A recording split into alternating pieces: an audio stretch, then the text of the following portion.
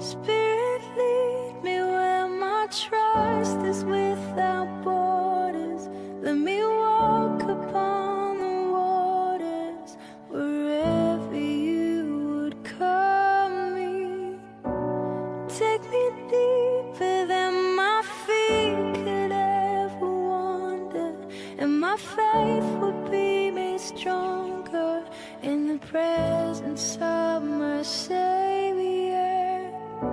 Spirit, lead me where my trust is without borders. Let me walk upon the waters wherever you Heard holy before, or at least sang it in a church song once or twice. And for most people, this idea is really just connected to being a morally good person. So God is holy because he's morally perfect. Yeah, that is part of it.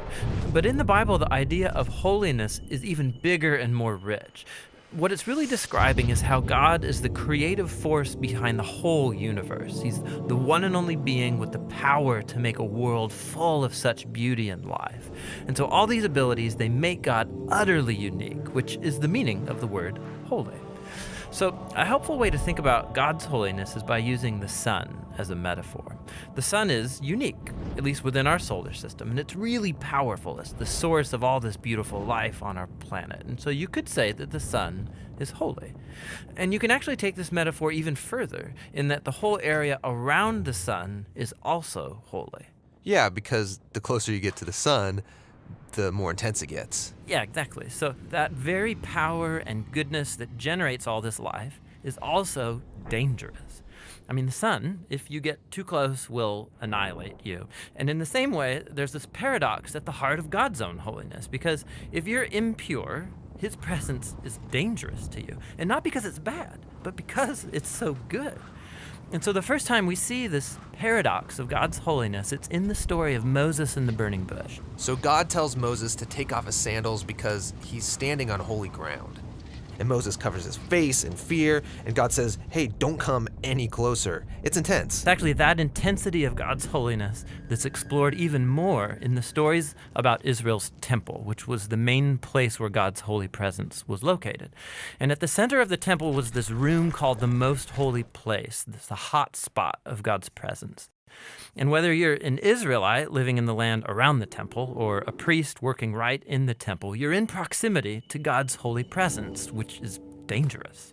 Yeah, this is a problem. So how's it supposed to work? Well, in the Bible, the solution is that you need to become pure. So like being morally pure. Yeah, and that's easy enough to understand. But the Bible spends a lot of time talking about another kind of purity, being ritually pure, which is a state where you separate yourself from anything related to death, like touching things like diseased skin or dead bodies or even certain bodily fluids. All these make you impure. And becoming ritually impure isn't necessarily sinful. What's wrong is waltzing into God's presence when you're in an impure state. And so that's why God gave the Israelites very clear instructions for knowing when they were impure, steps to become pure, so that they could go into the temple again. So that's what the book of Leviticus is about. Right. But it doesn't stop there. This idea keeps developing. So later in the scriptures, we find this really interesting story by a prophet named Isaiah. And he has this crazy vision where he's in the temple and he's right in God's presence. He's totally terrified. Yeah, he knows the rules. He shouldn't even be in there. And he's worried about being destroyed. And then this crazy creature called a seraphim. Yeah, that is a crazy creature. Totally. So it flies over with a hot coal, and then it sears Isaiah's lips with the coal and says something really weird. Your guilt is taken away, and your sin is atoned for. So this burning coal somehow makes Isaiah pure. Yeah, it's remarkable because normally if you touch something impure, it transfers its impurity to you. But now here's this new idea where you have this coal, this very holy and pure object, and it touches Isaiah, and it transfers its purity to him. Isaiah is not destroyed by God's holiness. He's transformed by it. I mean, the implications of this are just huge. But there's one more development. this time from another prophet, Ezekiel. And he has this vision where he's standing at the temple and he sees water trickling out from it. And then that water turns into a stream, and then it grows into a deep river that starts flowing through the desert, leaving this trail of green trees behind it. And then it flows into the Dead Sea, making everything fresh and alive. So instead of becoming pure first and then going into the temple, here God's holiness comes out from the temple, making things pure and bringing them to life. What does it all mean? So we don't know until we meet this man, Jesus. And he claims that he's fulfilling all of these ancient visions, but in surprising new ways.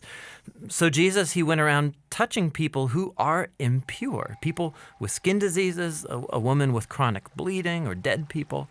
And when he touches them, their impurity should transfer over to Jesus, but instead, Jesus' purity transfers to them and actually heals their bodies. Jesus is like that holy coal in Isaiah's vision. Right.